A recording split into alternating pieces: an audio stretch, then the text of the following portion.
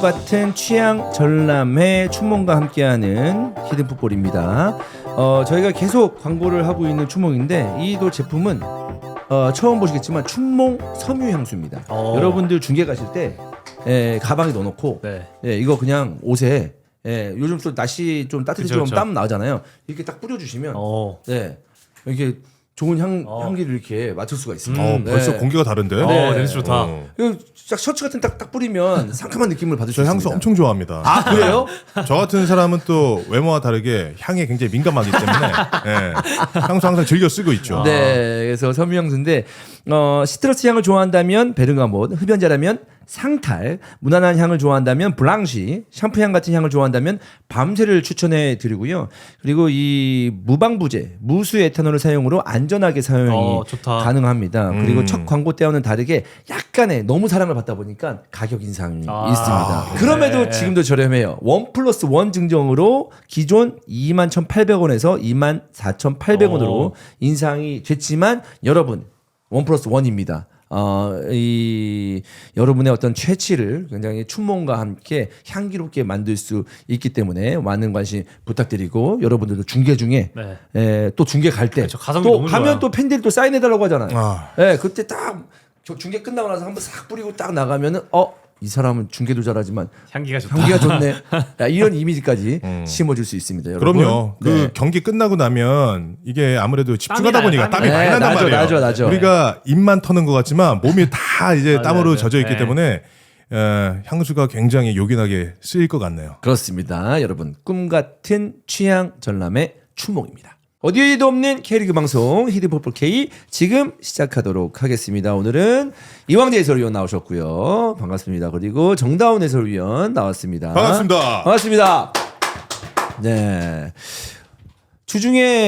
주말에 주말 경기 있었기 때문에 이번 주는 좀 바빴겠어요. 지난주는. 네. 주중에 2경기 뛰고 와, 2경기 바로 화수 다녀오고 주말에는 다행히 토요일은 없었고 일요일 어제 포항에 다녀왔죠. 그 정도 3경기 지방으로 이제 출장 가거나 하면은 일주일이 그냥 삭제되잖아요. 뭐 아시잖아요. 그렇게 뛰어야 된다는 거. 열심히 해야죠. 아 그래요? 집에서 지금 입 쩍쩍 벌리고 있는 애들이 있는데 열심히 해야지. 집에서 입을 벌리는 아이들이 있고 그 황제 해설위원은 이제 입이 쩍쩍 갈라지고. 열심히 해야죠. 그래도 행복합니다. 아 그래요? 그럼요. 혹시 지방 가거나 그러면은 그 방송 관계자, 그러니까 PD 분들이나 뭐 캐스터 분들하고 끝나고 뭐 한잔 하거나 그런 것도 좀 자주 하나요? 그런 게 자주 있지는 않고 예를 들어서 만약에 오늘 토요일인데 포항이다. 그러면 끝나고 다음 날 경기가 울산이야. 그러면은 올라올 필요가 없잖아요. 없죠. 그때는 이제 포항에서 과메기 먹으면서 다음 날 울산 중계에 대한 결전을 좀 다지는 그런 일정을 만드는 거죠.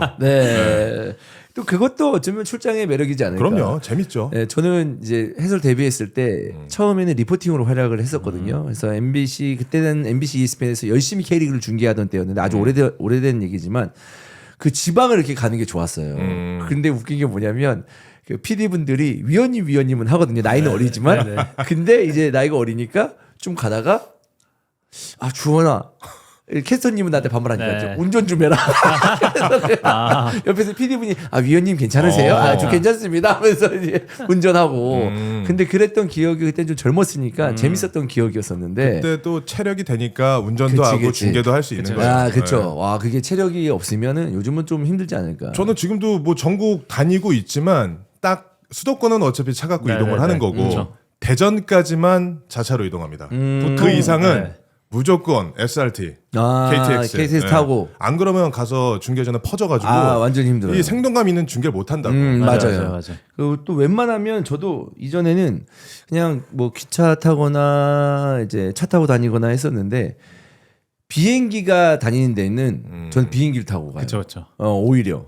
변수가 좀 있어. 날씨의 변수가 있긴 한데 연착의 변수도 조금 있고 있지만 미리 움직여서 비행기 물론 이제 뭐 수속 그다음에 이륙 준비까지 하면 시간이 비슷할 수 있는데 그 피곤함이 좀 덜하긴 하더라고요. 짧게 뭔가 타서 움직인다는 것 자체가 훨씬 더 좀 컨디션이 좋은 것 같아서 비행기 타고 다니는데 자 그럼 본격적으로 히드볼 K 한번 이야기해 볼 텐데요.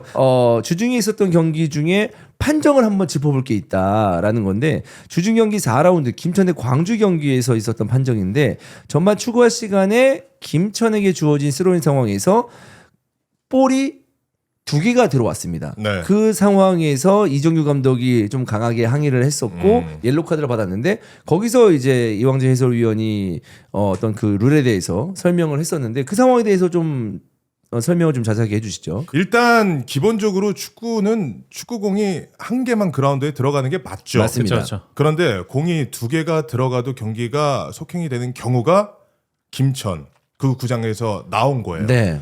당시에 이제 광주 선수들이 볼을 가지고 있다가 패스가 이제 미스가 되면서 아로우 플레이가 됩니다. 네. 볼 소유권이 김천으로 넘어갔죠. 근데 그때 박철호 선수가 기지를 발휘하면서 가장 가까이에 있던 볼로 스로인을 전개를 해요.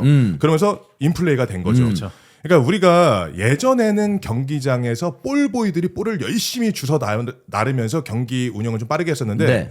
지금 매치볼이라는 거를 그라운드에 우리 12개 쫙 깔아놓죠. 깔아놓잖아요. 그 예. 이유는 뭐냐면 빠른 공격, 보다 더 공격적이고 골문 앞으로 볼을 빨리 보내자라는 그 취지에서 시작이 된 거거든요.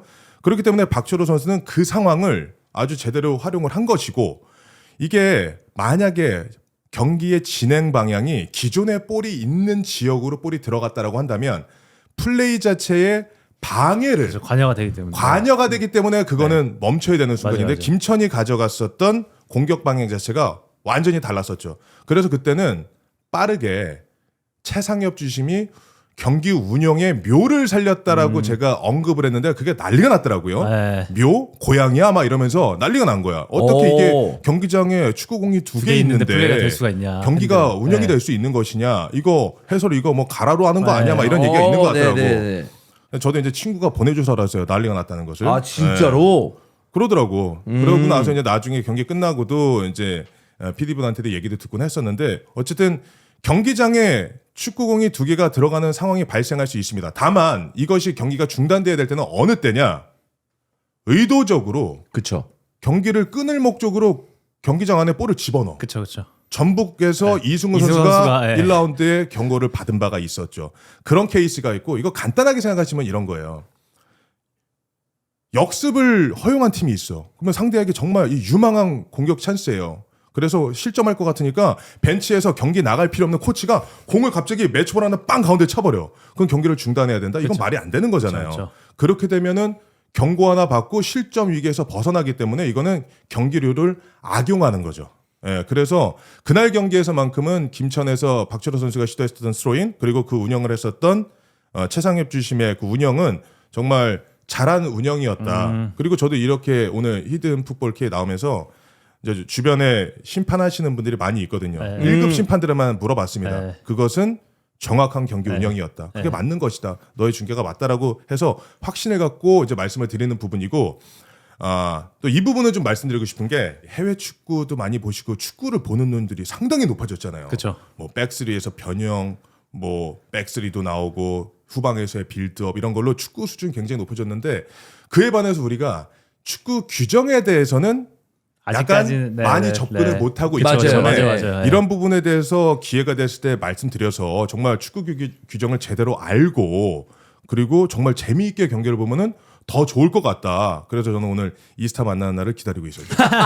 이거에 대해서 네. 이제 후토크를 하는 거죠. 네. 이 룰에 대해서 얘기도 하고. 근데 사실 이제 볼 2개 들어와가지고 경기에 영향이 없을 때 그 안에 있는 선수들이 바깥으로 차내는 경우도 있어요. 쓸데없는 볼을. 그쵸, 그쵸. 그런 경우가 있기 때문에 되게 이상한 장면은 아니거든요. 네. 그러니까 얘기한 것처럼 볼이 2개 나오면 영향이 미쳤을 때는 경기를 멈추는 게 맞죠. 볼이 2개인데. 그쵸. 근데 이제 그 상황에서 영향이 없으면 최대한 그 인플레이 상황을 유지시키는 게 운영의 묘다. 그렇죠. 이런 건데 네.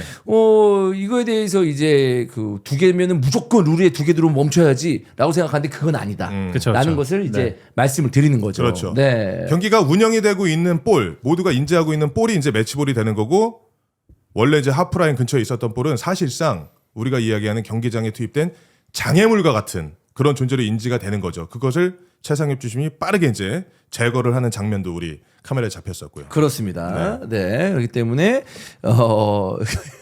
마음고생을 했나요? 마음고생까지 아니, 그런 건 아니에요. 답답했죠. 좀 답답한 마음이 좀 있을 것 같아요. 사실 네. 이게 이제 저는 주변에 아무래도 축구인들이라고 할까요? 축구를 가까이 접하는 분들이 많다 보니까 그런 부분에 대한 대화를 하면 조금 당연스럽게 저도 생각할 수 있는 부분인데 축구 팬들이 또 그렇지 못하게 생각할 수 있으니까 또 거기에 대해서 우리가 설명해 주는 게 네. 우리의 그렇죠. 일 아니겠습니까? 네. 예, 그러니까 열심히 이렇게 또 설명을 해드려야죠. 그렇습니다. 예. 근데 이런 상황들이 있었을 때 그냥 아무렇지 않은 상황처럼 연결됐으면 괜찮은데 이게 바로 이제 이 김천의 공격으로 이어지다 보니까 네. 광주 벤치에서 좀 예민하게 그렇죠, 반응했던 그렇죠. 게 아닌가라는 그렇죠. 생각입니다. 하지만 영향이 없었기 때문에 전혀 문제가 없다. 플레이를 가져가는 김천의 입장에서 어쨌든 축구 공이라는 것은 공격자에게 주어지는 거잖아요. 그렇죠.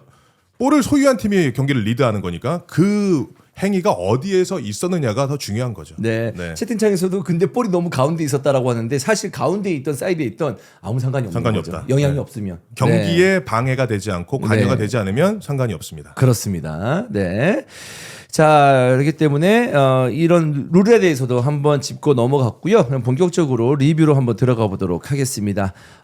가장 관심이 많았던 경기였었고 공중파에서도 중계를 했었던 대전 대 전북 경기입니다. 네. 자, 이 경기 저도 이제 입중계는 하지 않지만 봤거든요. 네네. 그냥 딱 그거 하나 생각났어요. 과연 이게 우승팀을 다투는 두 팀 간의 경기 내용이냐, 그리고 박진감이냐 이런 생각이 좀 들더라고요. 네.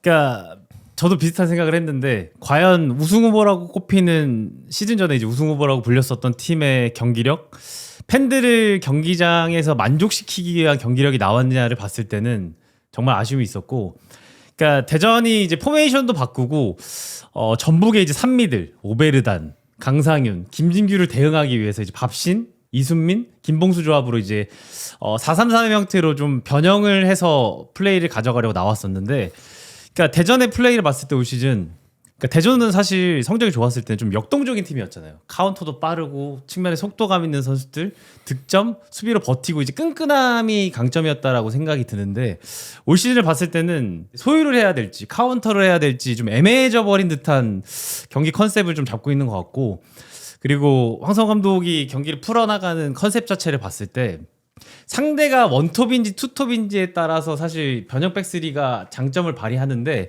그냥 우리는 이제 변형 백스리를 할 거야라고 고정을 지어놓고 상대의 원톱과 투톱을 생각하지 않고 그냥 그렇게 만들어버린 것 같아요, 형태를. 그러니까 구조적으로 잘 돌아가게끔 상대에 따라 대응하기보다는 우린 이거 할 건데 이거 해보자라고 해서 사실 퍼즐이 뭔가 플레이적으로 맞지 않는 듯한 느낌이 굉장히 좀 많이 들었었던 것 같고, 전북은 사실 생각보다는 좀 수비적으로 대응을 했던 것 같아요. 네. 굉장히 실리적으로 운영을 하면서 오늘 경기는 A매치 브레이크 전에 그냥 승점 따야 돼. 우리는 연승 가져가야 돼. 안양 이기고 흐름만 잡자. 그리고 A매치 브레이크 때 다시금 전술적으로 준비를 하자라고 실리적으로 운영했던 게, 이동주 선수가 이제 그래도 컨디션이 좋다 보니까 전반전 추가 시간에 득점 만들어내면서 1대0의 좀 승리가 있었던 것 같아요. 네. 그 이후의 대응은 대전 입장에서는 좀 더 과감하게 해야 되는데 과감하게 하려고 했겠죠. 네네네. 그러나 이 황선홍 감독이 원하는 대로 공격은 풀려나가지 않았었고, 특히나 이 주민기 선수 슈팅이 손에 맞는 장면이 있었잖아요. 네네네.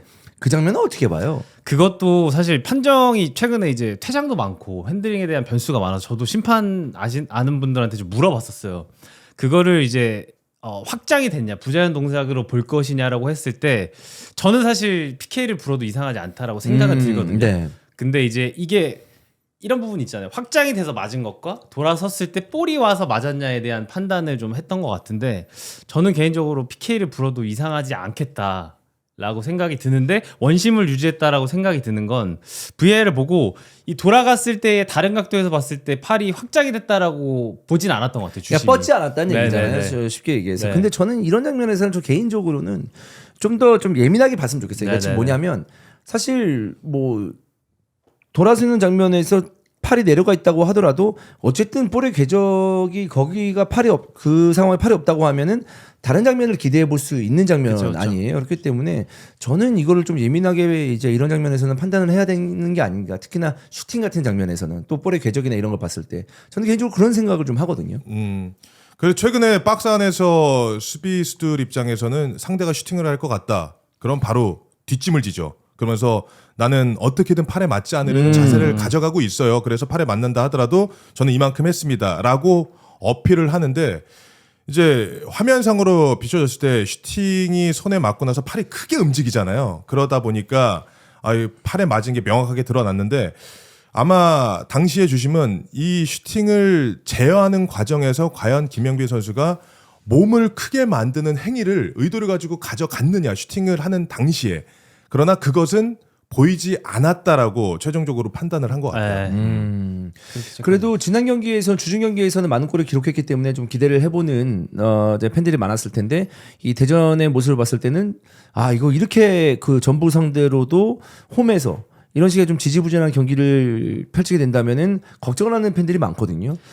그러니까 3미드 체제에 있어서의 조합도 사실 밥신, 이순민, 김봉수에 대한 것들도 좀 고민을 해야 될 것 같고 실점하는 장면에 있어서도 사실 뭐 하창래 선수도 빠졌기 때문에 조성건과 이제 김민덕 조합이 센터백으로 나왔기 때문에 그 부분에 있어서 조성건이 따라가는 장면에 있어서도 이순민 선수가 끝까지 취급을 했지만 수비 집중력에 있어서도 좀 센터백 조합도 고민이 되는 장면인 것 같고 그리고 대전은 사실 리그 내 수치를 보더라도 이제 드리블 돌파 측면에서의 1대1 드리블 돌파 수치가 가장 높은 팀이거든요.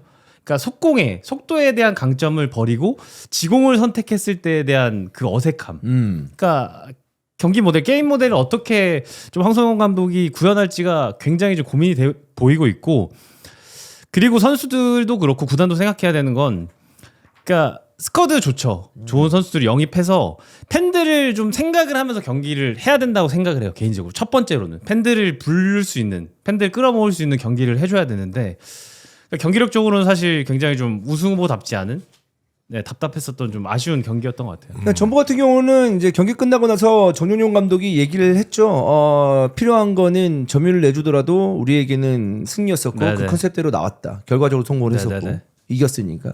근데 이제 황선홍 감독은 본인이 이제 경기 끝나고 나서도 전략적 미스가 있었다. 모대 책임이다. 이런 얘기를 했었는데 지금 정다운 해설이 얘기한 것처럼 이 전북은 원정이기 때문에 어느 정도 이해가 됩니다. 그리고 서로 어떤 그 멤버들의 어떤 구성이나 여러 가지 어떤 그 분위기를 봤을 때 라이벌 구도 우승 후보들 간의 경기니까 네네네.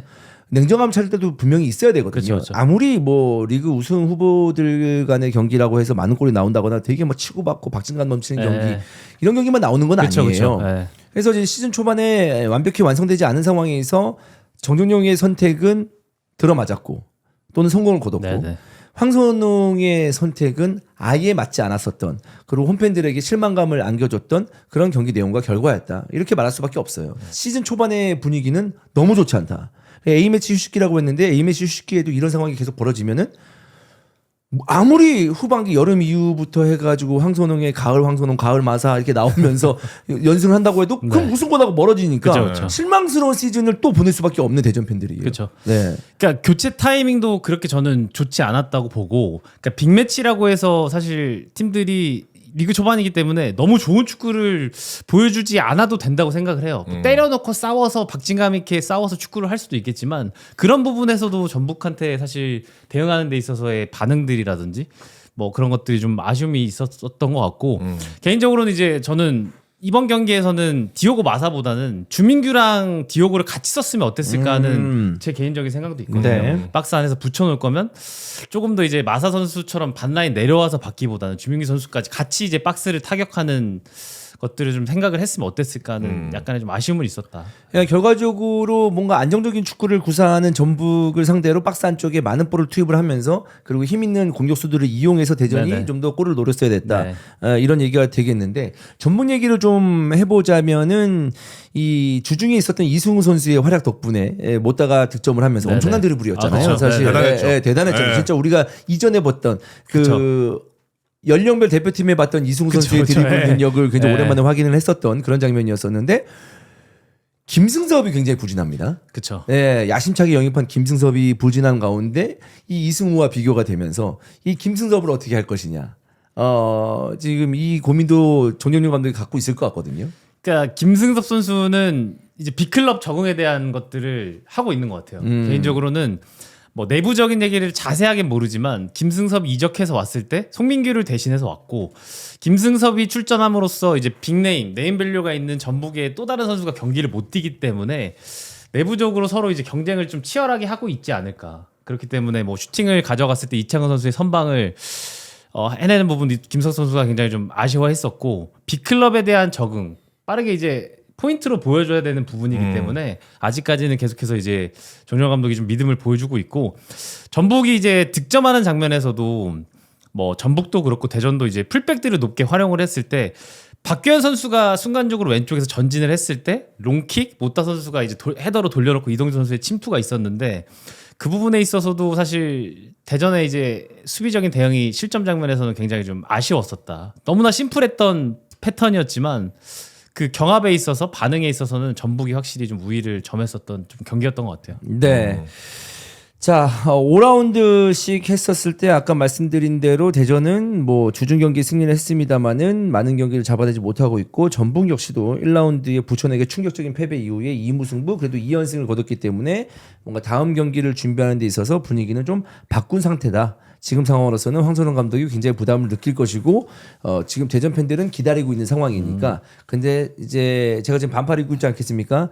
좀 더 더워지는 이 순간부터는 이 팬들의 인내심도 날씨와 같이 바닥이 나면서 그쵸. 굉장히 좀 짜증스러움이 가득 차면서 대전을 바라보는 눈빛이 안 좋아질 수도 있기 때문에 빠른 변화가 필요한 대전의 상황이라고 볼 수가 있겠습니다. 개인적으로는 사실 양 팀의 맞대결 슈퍼컵에 비해서 너무 밋밋했었어요. 그렇죠. 네. 네. 오히려 슈퍼컵 때 골이라도 많이 훨씬 터졌지. 낫죠. 예, 사실 이 두 팀이 시즌 초반의 흐름 자체가 기대했던 것만큼 좋지 않았기 때문에 보다 더 안정적이고 우리 실리적으로 경기 운영하자라고 컨셉을 좀 잡았던 것 같아요. 그렇기 때문에 우리가 계속 이야기했었던 팬들이 엉덩이 들 수 있는 뭔가 좀 흥분되는 그런 장면이 많이 나오지 않았었고 그러면서 사실 기대가 많이 모였었던 관심이 많이 모였었던 그런 경기였는데 사실 아쉬움이 굉장히 컸었던 그런 매치였었고 대전이 홈에서 패배한 거잖아요. 그렇죠. 이게 사실 승리는 아니어도 무승부라도 했어야 되는 그런 경기였는데 저는 그 실점 장면에서 조각이 깨졌습니다. 대전은 조각이 뭐가 깨졌냐면 그 실점 장면에서 못다가 헤더를 뜨는데 센터백들이 헤더 경합을 같이 안 하죠. 그러면서 못다는 정확하게 이동준에게 헤더로 연결을 해요. 경합만 해줬다 하더라도 볼이 그렇게 정확하게 가지 않을 수가 있죠. 우리가 공중볼 경합을 하는 이유는 볼을 직접적으로 따내겠다는 이유도 있겠지만 상대 그쵸. 역시도 네. 정확한 헤더를 하지 못하게 하는 방해 요소가 되기 위해서 한단 말이에요. 근데 그것을 대전의 센터백들이 전혀 제어하지 못했었고 그러면서 못다는 아주 자연스럽게 이동준에게 돌려놨었고 실점 장면에서 보면 박규현 선수는 이미 조각 깨진 상태에 있었습니다. 네. 왼쪽 풀백인데 네. 라인에 올라가서 그쵸. 내려오지 못했었죠. 네. 그러면서 이동준의 맨투맨이 순간 누구로 바뀌었냐? 이순민 선수인데 네. 저는 이동준 선수에게 볼이 갔을 때 이순민 선수가 거기서 끊었어야 된다고 생각해요. 어차피 대한민국에 있는 K리거들 중에 이동준보다 빠른 수비수는 찾기 어렵습니다. 네. 근데 그 순간을 보면 이동준은 이미 한 발 앞서 있었어요. 그러면 간격은 더 멀어진다는 것은 우리가 상식적으로 생각할 수 있죠. 박스와 보다 더 멀었을 때 그때 파울을 끊어내고 그쵸. 경고 하나 받고 네. 빨리 수습을 했어야 되는데 거기서 안 된 거죠. 그러니까 박규현의 자리 이탈, 헤더 경합 상황에서의 센터백들의 약간 미진했었던 대응, 그리고 이순민의 추격에 파울을 끊어내지 못한 거. 정확하게 세 가지 조각이 깨져버리면서 그대로 실점이 되고 그 결승골이 된 건데 이런 부분이 사실 순간적으로 실점이 되는 장면이 오면 여러 가지 상황이 발생하잖아요. 명확하죠. 이 세 가지 조각이 깨져버리면서 대전은 홈에서 팬들에게 굉장히 실망스러운 경기 결과를 안겼다. 이렇게 좀 평가를 하겠습니다. 그렇습니다. 대전 바뀌어야 됩니다. 그렇죠. 네. 변화가 반드시 좀 필요해 보이고 있습니다. 그렇습니다. 자, 다음 경기입니다. 이 팀은 너무 잘 나가고 있습니다. 물론 주중에 어려운 경기를 펼치긴 했습니다만은 이겼고 그게 필요한 팀이고 그게 중요한 부분이었었는데 어려운 경기에서 승리를 거두고 또 홈에 돌아와서 화끈한 모습을 보여주면서 5골이나 기록하면서 5대 0으로 서울이 광주를 잡아냈습니다. 네. 이보다 더 좋을 수 없는 서울이죠. 네. 경기장에서 카메라도 김기동 감독 포커스 엄청 잡더라고요. 네. 김기동 감독이 그렇게 활짝 웃고 어린아이처럼 방방 뛰는 모습을 저희가 본 지 굉장히 오래됐습니다. 오랜만에 근데 봤어요. 한 경기에서 거의 뭐 김기동 감독 방방 뛰는 거를 우리가 확인할 수 있었잖아요. 서울은 지금 이 흐름을 쭉쭉 이어나가고 싶어 할 거예요. 지난 시즌에 전북이 어느샌가 흐름을 잡고 계속해서 지지 않는 승리하고 무승부 장기간 무패 기록을 갔었는데 아마 김기동 감독도 우리 초반에 지금 그거 가져가야 된다라는 생각을 할 것이고 사실 지난 시즌까지도 리그와 ACL을 함께 병행을 하면서 뭔가 리그에 집중하기 어려운 환경이었다면 이번엔 좀 다르잖아요. 그렇기 때문에 김기동 감독도 리그에서 좋은 성적을 가져가는 것에 집중을 했을 텐데 선수들이 경기장 안에서 아주 좋은 폼을 나타내주고 있고 또 저는 개인적으로 이 선수가 손정범 선수의 고등학교 때의 플레이도 몇 번 봤었는데 네. 1학년, 2학년 때는 정말 날라다녔습니다. 저도 봤었어요. 너무 잘해가지고. 너무 잘하는 선수였고 너무 잘했고. 정말 대단한 선수가 어렸을 될 수 때부터. 있겠다. 근데 고3 때 약간 부침이 있었어요. 고3 때 원래 쭉쭉 올라가야 되는데 고3 때 약간 이렇게 슬럼프가 제일 오더라고. 중요한 타이밍에. 그러니까요. 그래도 1, 2학년 때 보여준 게 있었기 때문에 팀에서는 믿고 있었고 손정범 선수가 잘하는 것에 대한 기대치를 갖고 있었는데 프로 1년 차 때 이렇게 터질 거라고는 사실 저는 예상을 크게 못했었어요. 쉽지 않죠. 왜냐하면 아무리 고등학교 때 잘한다고 하더라도 프로 무대는 다르기 그럼요. 때문에 그렇죠. 조금은 걱정스러운 눈빛으로 바라볼 수밖에 없는데 오자마자 서울에서 도움도 기록하고 지금 골도 기록하고 그렇죠. 네. 이게 연속적으로 주중에 있었던 포항 원정이었죠. 네. 조영욱의 결승골 어시스트. 네. 볼 클리말라가 밀어주니까 그대로 원터치로 오, 보내주잖아요. 그게 좋았죠. 바로 이제 이 선수가 가지고 있는 감각, 그런 클래스라고 볼 수 있는 건데 그 다음 이어져서 또 홈 경기에서 그대로 득점까지 만들어내면서 연속적인 공격 포인트를 만들어냈다는 거. 이건 손정범 선수 개인적으로도 흐름을 탈 수 있는 것이고 또 이렇게 지난 시즌까지는 서울의 스쿼드에 있지 않았었던 서울의 주축 선수가 될 수 없었던 그 인물이 새롭게 나타나서 이렇게 영웅처럼 드러난다는 것이 팬들도 기쁜 거고 김기동 감독 행복할 수밖에 없는 거죠. 그리고 돈도 안 쓰고 물론 이제 그 선수를 키우는 데 있어서 이게 돈 뉴스가 돈이 얼마나 많이 드는지 알아요? 돈을 쓰지만 제가 봤을 때는 영입보다는 들더라고요. 이 훨씬 종류의 들었죠. 몇 억이나 네. 쓰면서 이 선수가 또 터질까 말까 고민해야 되고 적응 기간 필요하고 그렇죠. 그런 게 없는 상태에서 뉴스가 이렇게 올라오면 너무나 고마운 상황이거든요. 그러니까 황도현 선수도 그랬었고 사실 또 이번에 새롭게 여기가 바베츠도 있고 네. 여기에 이승무 선수도 있기 때문에 사실 중앙 쪽에 쓸 수 있는 자원들은 이 손정범의 등장으로 굉장히 풍성해진 느낌이다.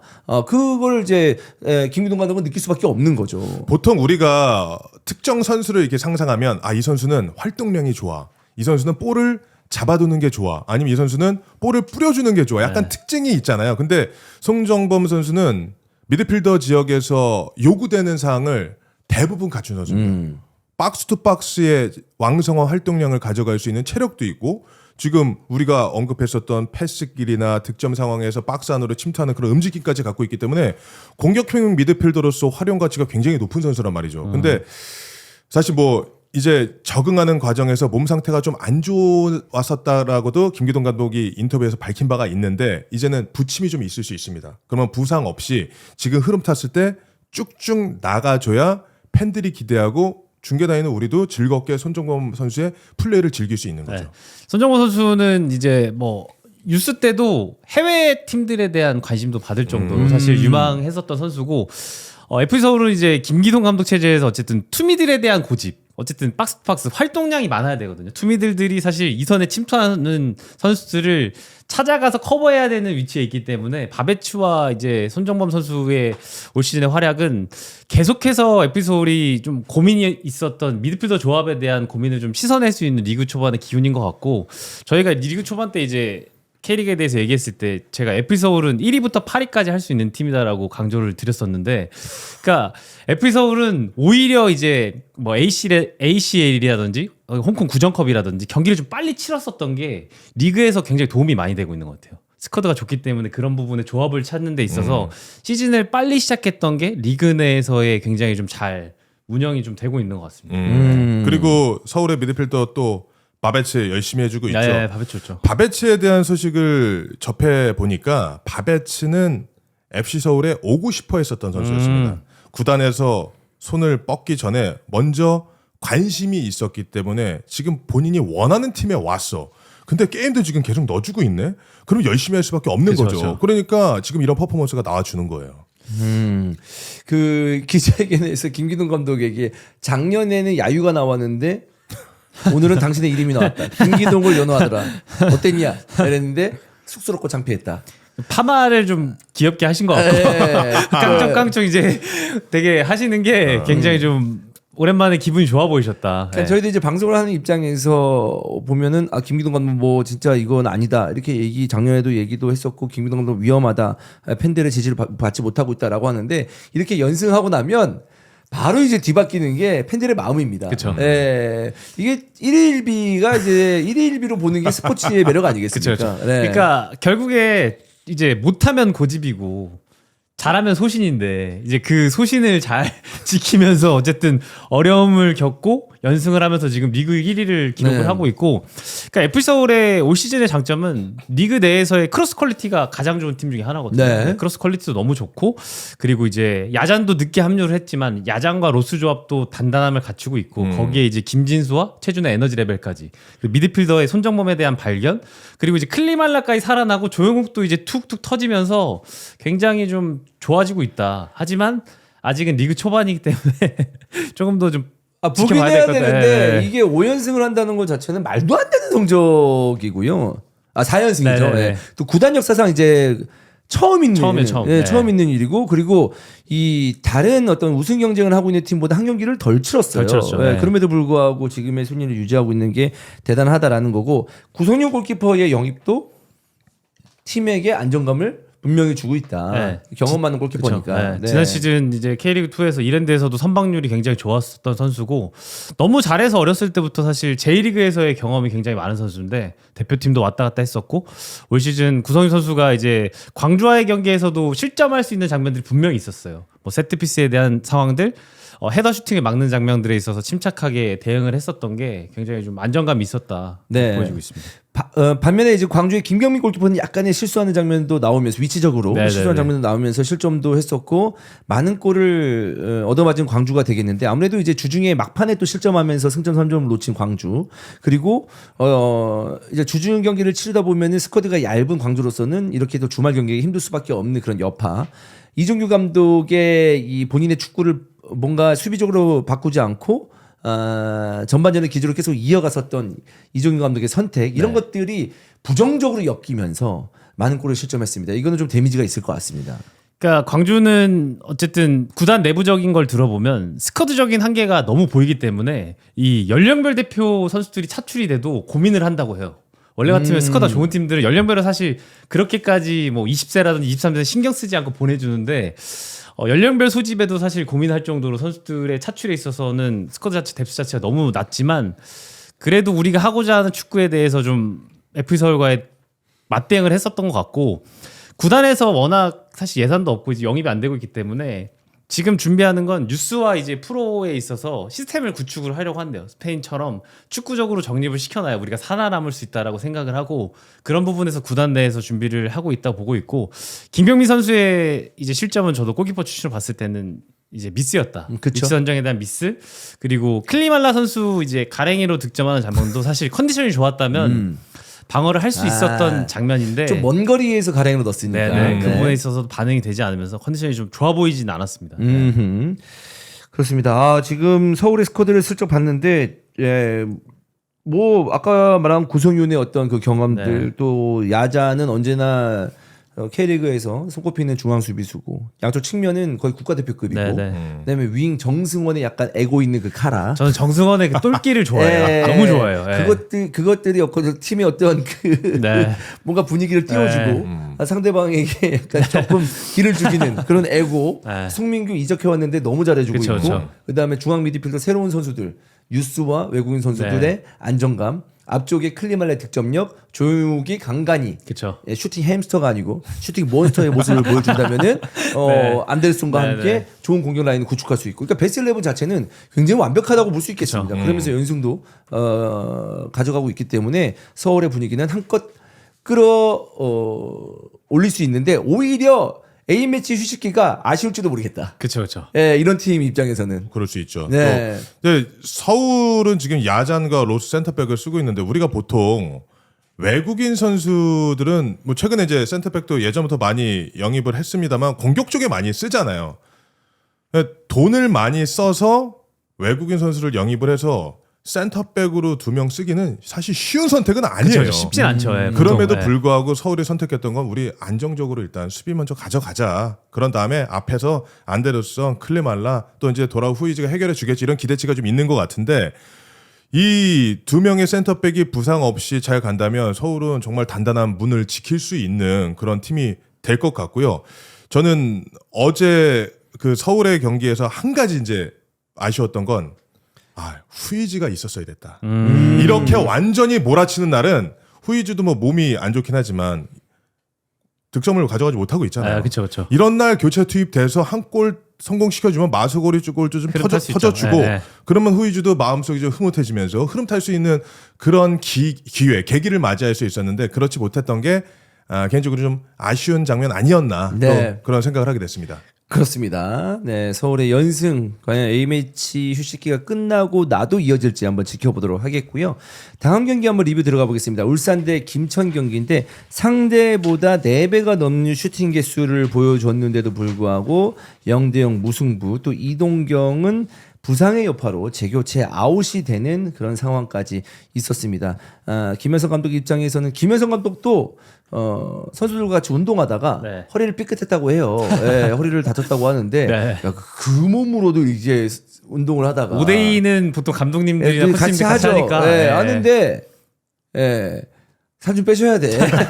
다치셔요. 네. 근데 이제 원일 형이 현장 중계 가서 갔다 와서 제가 잠깐 물어봤어요. 현장에 뭐 이슈 없었냐 이런 거 했을 때 김현석 감독님이 사실 생각보다는 이제 연승해서 기분이 좋으셨나 봐요. 그래서 야구 내가 원포인트 레슨 많이 했어. 이러면서 야구한테 이제 템포, 슈팅 템포라든지 본인이 선수 때 잘했던 이제 뭐 등지고 슈팅하는 타이밍이라든지 이런 거를 굉장히 많이 알려줬다. 기술자였으니까. 따로 훈련 때 야구 불러가지고 그럼 최고의 가물치였는데 따로 원포인트 레슨을 많이 했었고 기분이 너무 좋아 보이셨다고 하더라고요. 그리고 전체적으로 이 경기 울산과의 김천 경기 제가 90분을 봤을 때는 템포적으로는 저는 굉장히 재밌었던 경기였다. 울산이 단순하지만 전진하고 그 공간을 메워주는 속도에 있어서 굉장히 좀 속도감이 있었던 경기였던 것 같고 득점은 나오지 않았지만 어쨌든 뭐 보야니치는 사실 상대 팀들이 K리그 정구단이 얘기하더라고요. 볼 너무 잘 찬다. 상대로 대응했을 때 말이 안 되죠. 보야니치가 가지고 있는 존재감 자체가 워낙 크고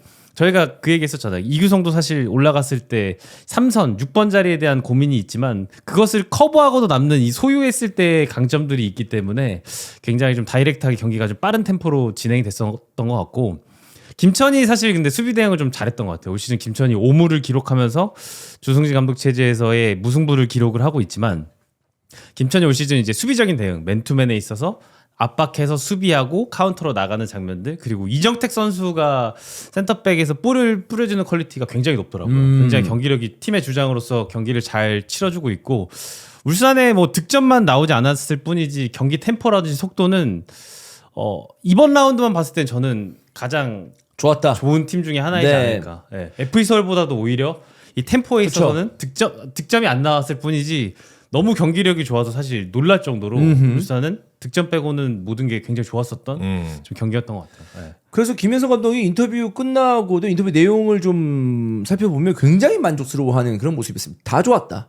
근데 뭐 역시나 5점 하나 좀 잡으려면 마무리 능력인데 그거 빼고는 다 좋았다. 이게 이제 이 마무리 능력이 계속 시즌 중후반까지 이어지면 그 팀은 골을 못 넣고 계속 무승부만 쌓이는 결과가 되겠는데 초반에는 당연히 마무리 능력도 좋으면 좋겠지만 5대0으로 5골이나 기록한 서울처럼 근데 오히려 우리가 이제 장기 레이스로 보기 때문에 경기 내용을 보잖아요. 근데 내용적으로 이런 모습을 보여준다면은 팀적으로는 지금까지는 만족스러울 수밖에 없어요. 경기력의 이제 게임의 속도, 전환의 속도. 그러니까 보야니치라든지 이규성 이 선수들이 잡았을 때는 조금 이제 풀어 나가죠. 이균도 간헐적으로 내려오고 이지현 선수 내려와서 소요가 되는 선수들이 퀄리티를 보여주지만. 이제 순간적으로 이제 윤종규도 그렇고 조현택도 속도가 있다 보니까 카운터로 넘어갔을 때 속도가 너무 빠르더라고. 이 공간을 메꿔주는 단순하지만 이 선수가 전진하면 이 선수가 땡겨주고 이 선수가 전진하면 땡겨주고 땅 따먹기가 너무 빨리 돼서 굉장히 놀랐었고 그리고 이제 조현택 선수의 경기력을 두고 팬들이 너무 잘해서 말이 많던데 개인적으로 조현택 선수를 봤을 때는 얼마 남지 않은 월드컵에 가기 위한 막판 경쟁을 할 수 있는 선수다. 어제의 경기를 봤을 때 머리 스타일도 그렇고 뭔가 수련을 마치고 이제 머리를 깎지 않고 돌아온 무사? 그런 느낌처럼. 전사의 느낌처럼 음. 약간 머리가 뭐 더벅머리긴 했었는데 뭔가 수련을 마치고 힘을 얻고 돌아온 것처럼 90분 동안 지치질 않더라고요. 크로스 퀄리티도 너무 좋고 네. 에너지 레벨, 이 볼에 대한 퀄리티가 굉장히 좋아서 저는 대표팀에 충분히 월드컵에 가기 위한 경쟁을 할 수 있는 상황이다. 그렇게 좀 보고 있어요. 지금 울산의 경기 내용을 얘기했잖아요. 네. 참 재밌는 게 뭐냐면 지금 울산에 있는 선수들이요. 이게 지난 시즌 어려웠잖아요. 그렇다고 해서 당연히 새롭게 영입된 선수도 있지만 지금 많이 주주 안 선수들이 바뀌죠. 네. 바뀐 선수들이 그쵸, 그쵸. 아니에요. 네. 그러니까 이게 이제 감독이 들어와서 어떻게 동기부여를 시키고 어떻게 선수를 조합하느냐가 그만큼 중요하다. 그렇죠. 이거 뭐 이익균이라든지 보야니치, 이진현, 이규성 다 있던 선수. 이기성은 임대보였던가 아니면 네. 제대로 쓰지 않았던가 네. 이런 선수들이거든요. 야구도 마찬가지고. 네. 네. 전방에 이제 야구의 역할이 굉장히 네. 크죠. 야구는 절대 무시할 수 없는 선수 분명한데 본인 또 증명해내고 있고 저도 이제 부천과 울산 경기를 직접 중계를 하면서 그때 김현석 감독을 만났을 때 김현석 감독의 자신감을 봤습니다. 야구는 지금 정다운 의원이 얘기한 거랑 똑같습니다. 잘하는 거 어떻게 해야 되는지 원포인트 레슨 해주고 있다. 거기다 플러스 알파 무슨 얘기를 하셨냐면 전남의 정지용 선수 아시죠? 네. 네. 정지용 선수는 자기가 키워낸 거다 다시. 어떻게 이 선수가 가지고 있는 장점을 극대화시킬 수 있는지 장점 나는 극대화. 그 부분을 잘 알고 있다. 결국에 프로까지 왔으면 선수 다 검증돼서 증명돼서 온 애들인데 여기서 내가 뭘 하냐. 이 선수가 가지고 있는 장점을 나는 극대화할 수 있게 그 환경을 만들어주는 게 나의 역할인 것 같다라고 생각하시면 허리를 한번 잡으시더라고. 그때도 허리가 아팠어요. 네. 그때 입장하는데 곽태희 코치 이렇게 팔짱 끼고 아. 네, 그때 이제 우리는 허리가 아픈 거 알았지만 허리 아픕니다. 이거는 또 다른 위원님이 한번 해주셔서 웨딩 마치 같다. 이렇게 코칭 스태프의 관계가 너무 좋다라고 이렇게 한번 쭉쭉 뿜뿜을 해드렸었는데 네. 김현석 감독은 경기장에 나왔을 때 어떤 풍기는 이미지가 자신감이 있었어요. 그때도. 그리고 내가 선수들에게 지시하는 상황 선수들이 굉장히 잘해주고 있다. 그런 자신감이 감독이 있으니까 경기장에서 뿜어내는 선수들의 역량은 또 어떤 것이냐라고 우리가 짚어보면 지난 시즌에 울산의 경기를 보면서 물론 성적도 안 좋았지만 경기 풀어나가는 방식이 플레잉 타임에 굉장히 많은 시간을 U자 빌드업에 할애를 했습니다. 그렇죠. 왼쪽 풀백 갔다가 오른쪽 풀백 가고 왼쪽에 있는 조현택이 갑자기 오른쪽 풀백으로 역발 풀백으로도 막 쓰고 막 그랬었는데 네, 그랬었죠. 네. 이번 시즌 울산이 가장 달라진 거는 뭐냐면요. 전진이에요. 네, 다이렉트함이 있었죠. 볼을 지녔을 때 전진을 합니다. 볼을 앞쪽으로 보내는 선택을 하면서 전방에 야구가 버텨주고 야구 체격 좋고 너무 좋잖아요. 약간 거기서 야구에게 정확한 패스가 연결이 안 된다 하더라도 이른바 쫑나는 상황이 발생하면 이동경 덤벼들고 그렇죠. 이진현 덤벼들고 그러면서 이익균 덤벼들고 하면서 그 상황에 루즈볼을 또 따먹고 들어간단 말이죠. 그러니까 그 상황에서 뭔가 기회가 자꾸 잡히는 거예요. 공격이 단발로 안 끝나는 거죠. 뭔가 완벽한 상황을 만들려고 미들 서드나 그쵸, 그쵸. 야구 쪽 예. U자 빌드업하면서 우리 정확하게 패스 들어갈까라고 하는데 그게 현실적으로 쉽지 않다는 거를 이제 간파한 거죠. 그렇다고 한다면 우리는 가능성에 대해서 좀 도전을 하겠다. 전진하자. 그리고 거기서 쪽 나는 거 먹고 들어가면서 다시 그 안에서 하자. 이게 지금 먹히고 있다. 그래서 울산 경기가 재미가 있어요. 맞아요. 속도감이 네. 나는 거예요. 이게 그렇죠. 패스가 네. 횡이 아니라 종으로 나오니까 속도감이 있는 거고 상대 수비가 못 나온다니까. U자 빌드업은 자꾸 이쪽인가?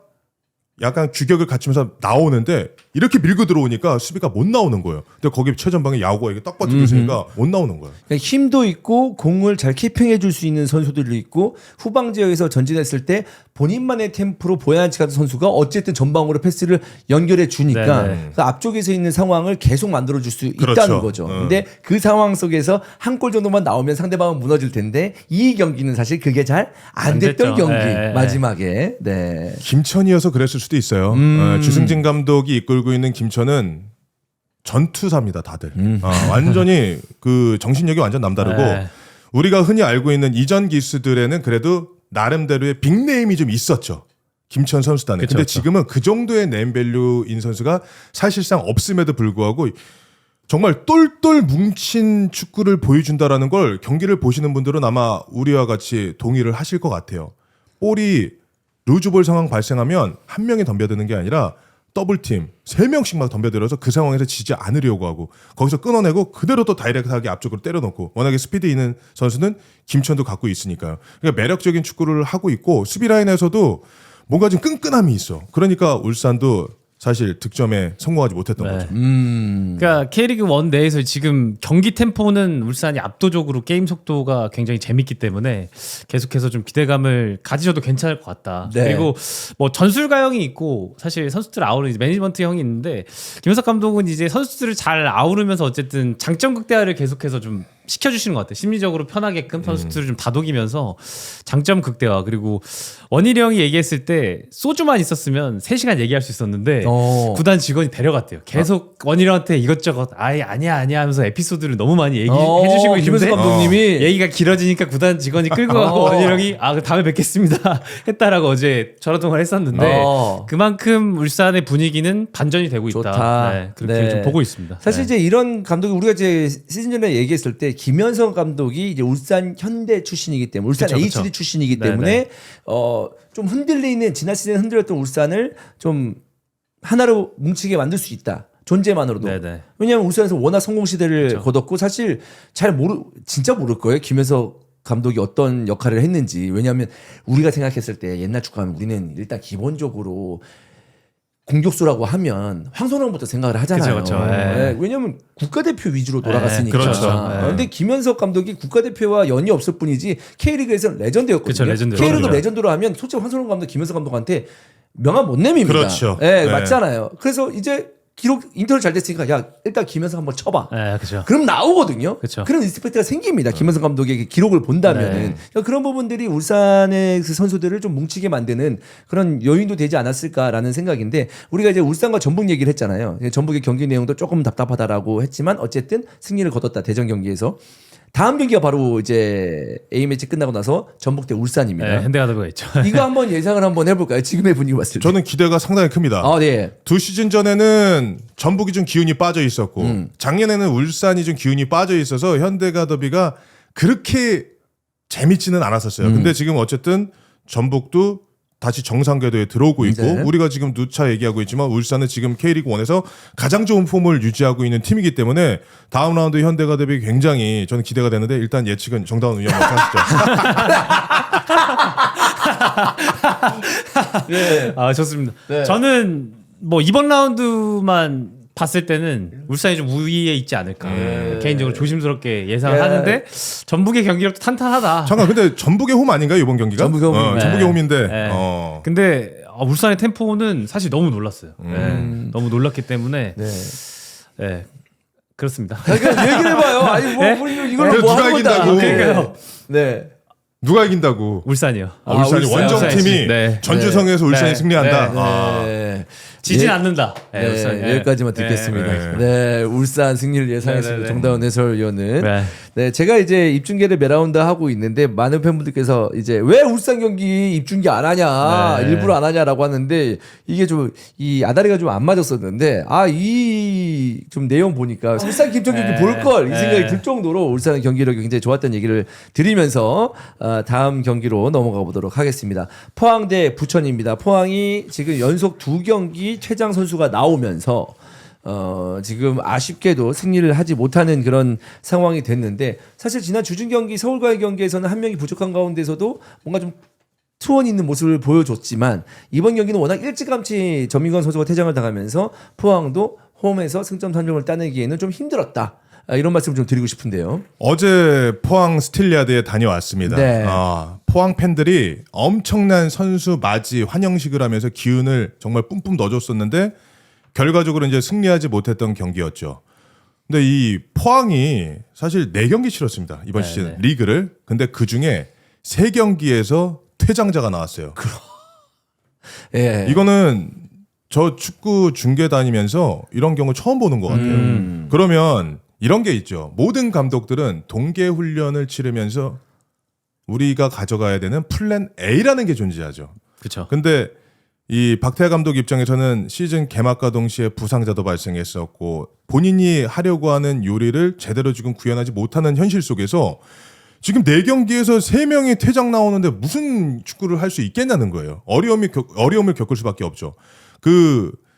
서울과의 경기였죠. 당시에는 트란제스카가 경고 누적으로 퇴장을 맞아요. 당하고 어제 경기에서는 전민강 선수가 득점 상황에서 파울을 범하면서 네, 다이렉트 퇴장을 당했단 그쵸, 말이죠. 그쵸, 네. 그 시간이 25분입니다. 네. 그럼 남아있는 시간이 그렇게 긴데도 불구하고 포항의 경기력은 어땠느냐, 선수들이 지쳐서 퍼졌느냐라고 얘기하면 저는 아니라고 그렇죠. 말씀드리고 그러진 싶어요. 않았어요. 예. 포항 선수들이 어제는 그 퇴장을 당했던 상황에 대해서 약간 받아들이지 못하는 부분도 있었습니다. 코칭 스태프 벤치에서도 박태하 감독, 네네. 김재성 코치 계속해서 항의하면서 그게 계속해서 납득하지 않고 이거 아니야라고 했던 게 선수들이 약간 좀 뭐라 그래야 되지? 모이게 하는? 오히려 오히려 우리 좀 뭉치게 전투력이 하는. 향상되는 그랬던 것 같아요. 그러면서 전반전 잔여 20여 분도 부천에서 이렇다 할 날카로움을 가져가지 못했었어요. 그런데 라커룸에서 이제 플랜이 바뀌는 거 아닙니까? 퇴장자가 발생했고 10명으로 후반 그쵸, 40분 버텨야 되는데 이거 어떻게 갈 거냐라고 했는데 오히려 후반전에 포항이 더 끈끈한 모습을 보여줬었죠. 물론 부천에게 박스 근처에서 박스 외곽에서 이런 크로스를 허용을 하면서 또 슈팅도 나왔었죠. 황희재 선수의 빅 세이브가 아니었으면 네네, 실점할 그쵸. 수도 있었던 그쵸. 장면이긴 네. 했는데 네. 포항 선수들은 전방에 이호재 그리고 완델손, 준익료 요 세 명이서 부천의 수비수들을 가둬놓고서 흔들어 놓더라고요. 득점 가까웠던 상황 굉장히 많이 있었어요. 안데스 그래서 선수도 이거 득점할 뻔했죠. 10명 가지고 그 경기 뒤집겠는데 이런 생각을 중계석으로도 좀 했었는데 결과적으로 득점을 만들어내지 못했었고 네. 반면에 부천은 11명이 경기를 치렀던 시간이 65분이 넘습니다. 근데 효율적이지 못했다. 그렇죠. 그러니까 상대의 압박이 덜한 박스 외곽 지역에서는 부천이 경기를 잘 풀어나가요.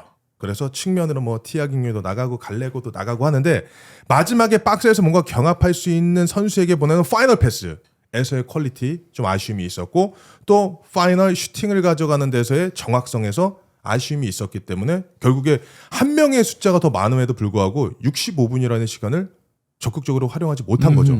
그리고 이제 이거는 이영민 감독이 추구하는 축구 스타일이 있다고 생각을 해요. 근데 저는 어제 경기를 보면서 11대 11로 싸울 때도 부천은 역발 윙백을 썼습니다.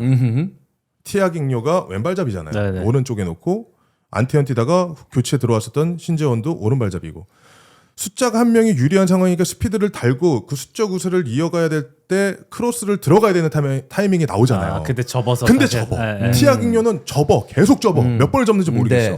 그러면 수비가 딱 자리 잡잖아요. 그럼 크로스가 들어가면 수비가 유리합니까? 공격자가 유리합니까? 수비수가 유리하죠. 무조건 볼 보고 헤딩 따는 수비가 유리한 거야. 그 타이밍이 계속 끊기더라고. 그래서 이거는 순간적으로 이거 그대로 얼리 크로스 붙여줄 수 있고 가면서 속도 줄이지 않는 크로스가 나와야 되는 타이밍에 눈에 보이는데 그게 안 나오더라고. 물론 이영민 감독이 저보다 축구수가 높고 더 많은 생각을 하시겠지만 그 순간만큼은 오늘 경기 수적으로 유리한 상황이라면 이거 역발 윙백 아니라 정발 풀백으로 가야 된다. 계속 흐름대로 두드려야 된다. 속도를 네, 한 번 살릴 수 접으면 있게. 네. 수비수는 10m 내려옵니다. 그러면은 여기서 공격 전개 안 되죠. 그게 굉장히 아쉬웠었죠. 그리고 이제 이영민 감독의 또 포항의 원정 감독으로 온 게 스토리가 있었잖아요. 그렇죠. 예. 포항 소속이었지만 한 경기도 뛰지 못했었던. 그래서 물어봤어 내가 경기 뛰기 전에 감독님 진짜 한 경기도 못 뛰었나요? 그러니까 못 뛰었습니다 이러는 거예요. 그래서 엔트리는 들어가셨을 거 아니에요. 그러니까 FA컵 당시에 지금 이제 코리아컵이죠. FA컵에 엔트리는 들어간 적이 있으셨대요. 그래서 몸만 풀고 경기는 나서지 못하셨다. 그래서 오늘 감독님 이거 스토리로 좀 서사가 나올 수 있을 것 같은데 어떻습니까? 그러니까 막 그럼 부끄러운 얘기하지 말고 나 오늘 경기 잘해야죠라고 굉장히 수줍어하시더라고요. 근데 결국에 판은 깔렸던 판이었어요. 그렇죠. 예. 이영민 감독에게 그쵸. 판은 깔렸었는데 그 드라마틱한 드라마를 만들어내는 데는 실패했었던 부천이었죠. 네.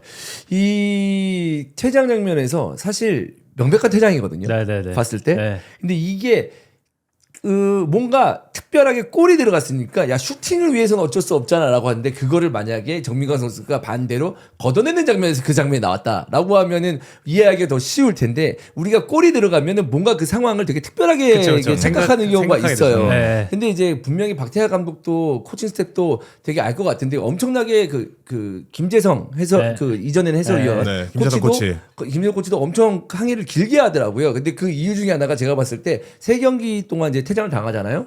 그러면 포항 선수가 백태클에서 명백한 퇴장이라도 괜히 억울할 것 같아요. 그렇죠. 맞아요. 심리적으로. 하면 심리적으로 야 또 퇴장이야. 야 잠깐만 이거는 말이 안 맞아, 되는 것 맞아, 같아. 맞아. 이런 일이 벌어질 수 있다고? 야 그냥 억울해 이렇게 될 것 같은 느낌이에요 맞아. 사실. 표정이 조금 더 그렇게 생각할 수 이미 있죠. 하늘이 어떻게 우리한테 이래. 그러니까. 어쩜 이럴 수 있어. 그렇지. 그러면 이런 표정이었던 맞아. 네. 말이 세 경기 퇴장이지 4경기 뛰었는데 3경기 퇴장이면 말이 안 75%예요. 되는 거야. 그냥 나가면 네. 경기 뛰려고 뭔가 우리 해보자. 결의를 다지고 야 우리 한번 나가서 해보는 거 이러는데 갑자기 퇴장. 또 한 명 없네. 그러면은 박태하 감독 들고 나왔었던 플랜 그대로 빠그라지는 네. 거고 뭘 할 수 있겠냐고요. 그러니까 지금 전민건 선수도 사실 그게 예를 들어서 수비할 때 그 장면 나오면 어떻게 저렇게 거칠게 그쵸, 수비하냐고 그쵸. 하는데 네. 골 장면 나오고 튕겨도 나온 볼 그걸 발을 어떻게 안 갖다 대냐고. 그럼. 물론 이제 큰 그 당한 선수가 이름이 뭐였죠? 패트릭. 패트릭. 네. 그 부상을 크게 안 당했으면 좋겠지만 네. 그 상황에서 그 발을 누가 안 갖다 대냐고요. 그쵸, 그쵸. 근데 그것도 어떻게 본다면 패트릭도 운이 나쁘고 전민건 선수도 운이 안 좋았던 상황이잖아. 그러니까 이게 포항 입장에서는 너무 답답한 거죠. 정확하게 경합 상황이었죠. 딱 떨어졌던 볼이었고 패트릭과 전민강이 발을 갖다 대는 장면이었었고 화면상으로 우리가 느린 장면으로 확인했지만 패트릭의 터치가 있고 미세하게 있고 튕겨 나간 볼이 들어왔죠. 전민강 네. 선수가 갖다 댄단 말이에요. 네. 근데 우리가 이런 부분도 우리가 오늘 이 녹화하면서도 규정에 대해서 아까 네. 사전에 얘기했지만 네. 볼에 대한 터치가 있었기 때문에 파울이 아니다라고 생각하는 분들이 아직도 있습니다. 근데 볼에 대한 터치를 가져간다 하더라도 파울이 발생할 수 있는 그렇죠. 거잖아요. 위험한 플레이에 있어서는 그렇죠. 네, 파울이죠. 볼과 볼의 터치의 유무는 전혀 상관이 없습니다. 네. 그래서 어제 주심으로 나왔었던 고영준 주심도 바로 그 해당 사항을 적용을 한 거죠. 네, 네. 네. 어제는 그 장면에 있어서는 저는 정심이 맞는 것 같고 그렇죠. 그러니까 포항은 그래도 이제 10명으로 사실 잘 버틴 것 같아요. 홈에서 잘 버텼던 것 같고 완델손의 복귀는 굉장히 좀 힘이 돼요. 에너지 레벨적으로도 그렇고 경기력적으로도 그렇고 굉장히 천군만마를 얻었죠. 네, 천군만마입니다. 위협적으로 보여지고 있고 부천은 제가 이제 K리그 1에서 봤을 때 수비적인 대응은 사실 문제는 없는 것 같아요. 수비적인 대응에 있어서 문제는 없지만 공격으로 전환하는 과정에 있어서 상대들에게 이제 패턴이 좀 읽힌 느낌? 바사니의 공백도 있지만 어느 정도는 부천이 이제 공격으로 전환했을 때에 대한 패턴이 K리그 1 팀들에게 좀 패턴이 읽힌 느낌이에요. 그리고 생각보다 지공을 했을 때보다 사실 부천은 좀 완전히 내려서서 수비를 가져가는 상황들이 굉장히 많기 때문에 소유를 했을 때 수적 우위를 어디서 발생을 시켜야 될지에 대한 고민이 좀 보였었던 경기였던 것 같습니다. 네. 측면으로 볼이 빠졌을 때 전방에 이희영도 있었고 뭐 한지호도 투입이 되고 나중에 이제 더 헐크가 돼서 돌아온 가브리엘도 가브리엘 들어왔습니다. 붙겠죠. 네. 그래서 이 선수들을 활용할 수 있었던 그런 상황들을 좀 만들었어야 되는데 지금 정다위원 의원이 얘기했듯이 그 지공 상황에서 어떻게 풀어 나갈 것인가. 아까 제가 티아갱료의 어떤 접는 상황과 네네. 결은 같습니다. 그런 상황에서 좀 더 유리하게 본인들의 수적 우세를 가져가지 못했던 게 굉장히 안타깝게 다가왔고 다만 이제 바사니의 복귀가 이제 임박해 오고 있습니다. 네네. 사실 지난 시즌은 무대는 다르죠. K리그 2에서 부천의 최고의 왕은 바사니였는데 지금 갈레고한테 바톤 내줬단 말이에요. 네. 지금 바사니의 동료지만 이게 바짝 갈고 있습니다. 네. 바사니가 돌아왔을 때 부천 FC 199의 축구는 달라질 가능성은 충분히 존재한다. 매우 크죠. 또 왜 그러냐면 갈레고가 상대에게 패턴이 읽혀서 약간 안 풀리는 경향이 나온다는 것은 반대쪽에서 흔들어 줘야 되는 거예요. 예전에 양쪽에서 고정훈, 서정원 날라다녔던 그 시절 기억하시잖아요. 우리. 네, 네, 네. 90년대 94 월드컵을 봤던 네. 세대 아닙니까? 네. 그런 축구가 나와 주려면 한쪽에서만 흔든다고 되는 게 아니에요. 그쵸. 반대쪽에서 흔들어 줘야 바사니에 대한 경기에 커브 플레이가 약간 들어갈 때쯤 반대쪽에 갈래고 그쵸, 더 그쵸. 네. 유연해질 수 있는 거고. 그래서 바사니의 복귀를 누구보다 기다리고 있을 갈래고지만 또 바톤 터치가 될까봐 또 내심 걱정을 하고 있겠죠. 네. 근데 균형이 맞으면 좋은 거니까. 그럼요. 팀이 네. 최고죠. 팀 스포츠 아닙니까? 그렇습니다. 아무튼 그 포항 팬들도 굉장히 안타깝지 않을까. 그러니까 박태하 감독이나 선수들을 탓하지 않을 것 같아요. 참 운이 없다.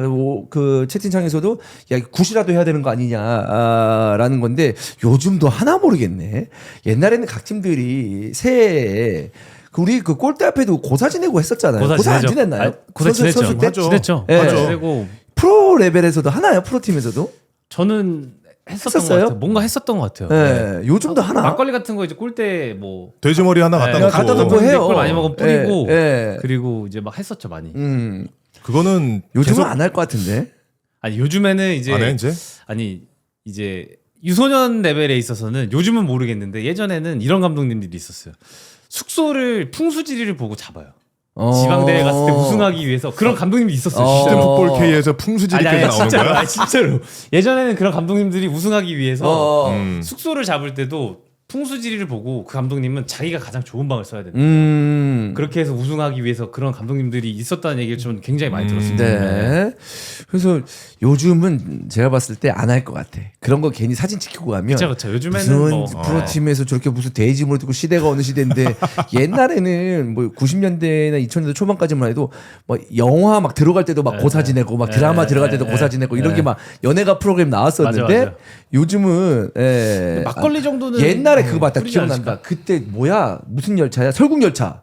그때 봉준호 감독인가요? 설국열차가? 봉준호 감독. 네, 네, 맞죠. 그 외국인 그 배우도 있었잖아. 네. 외국인 배우도 가서 그 돼지머리 절했었어.